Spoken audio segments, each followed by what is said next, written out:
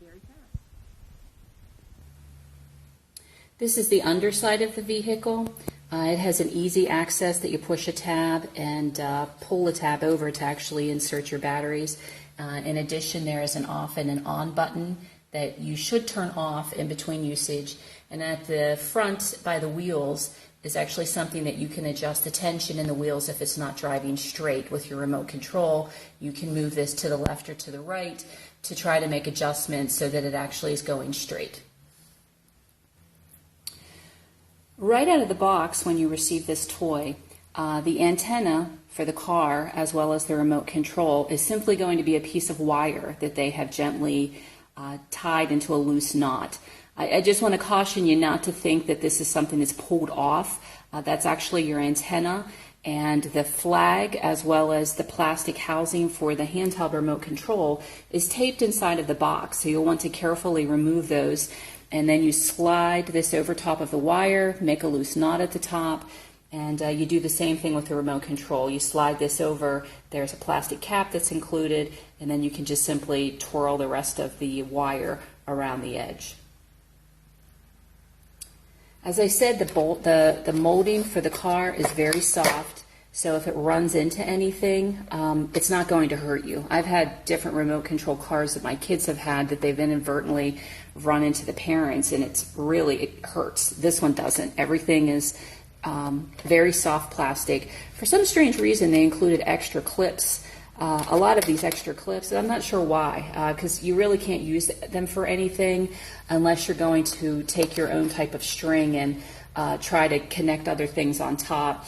My daughter has actually placed stuffed animals on top of this already, but she just sits them on top. She doesn't tie them down.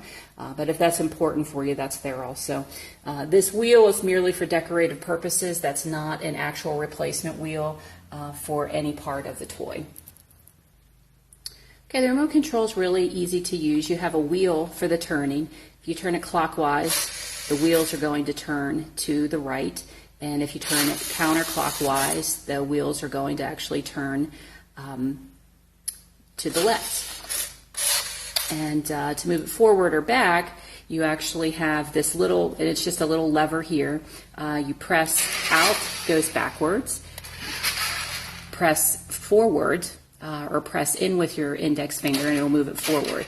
But it's actually quite fast and moves really rapidly, but it just eats batteries like you wouldn't believe. So I would encourage you, if you do not already have some rechargeable batteries, I would consider using rechargeable batteries in the housing of the car. It doesn't seem to really impact the remote control, but once the batteries start running a little weak in the car, it gets really sluggish and slow. It runs great on the driveway, and it's a lot of fun to use. It's just fairly expensive if you're replacing batteries after 1 or 2 use. So here it is in use. It's on our driveway, and it's running around on fresh batteries. And, it's fast, it's fun. It's just expensive to use with as many batteries as it requires, and it eats through batteries like there's no tomorrow. But, you can go in reverse. It goes up hills. We have a rather steep driveway, and it's able to actually make it up the hills. And you can crash it into things, and it'll just sort of bounce right back, and it's not going to damage anything. So, overall, it's a nice car. It's a shame that it eats so many batteries, needs so many batteries, and goes through them so very quickly.